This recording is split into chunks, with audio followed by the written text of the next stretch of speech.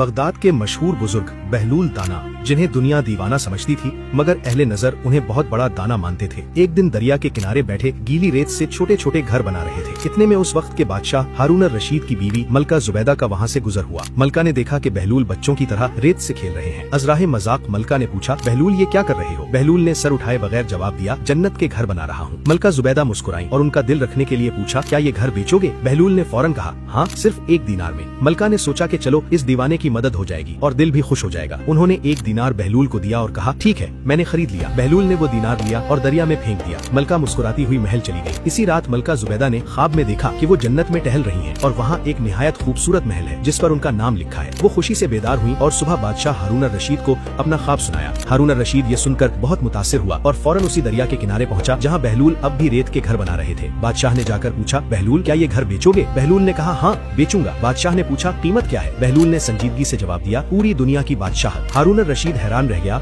और बोला, कल तो तुमने जुबैदा को सिर्फ 1 दीनार में बेचा था, आज इतनी बड़ी कीमत क्यों? बहलूल दाना ने हंसते हुए एक तारीखी जुमला कहा जो आज भी नसीहत की तरह याद किया जाता है। उन्होंने कहा, ए बादशाह, जुबैदा ने वो घर बिन देखे खरीदा था। उसकी नीयत मेरी मदद और अल्लाह पर यकीन थी, इसलिए उसे सस्ता मिल गया। तुमने ख्वाब में देखकर सौदा करने की कोशिश की है और देखी हुई चीज की कीमत बहुत ज्यादा होती है। अल्लाह ताला इंसान के अमल से ज्यादा उसकी नीयत और यकीन को देखता है। जो अल्लाह के रास्ते में बिना किसी लालच और नतीजे की परवाह किए खर्च करता है वही असल में कामयाब है।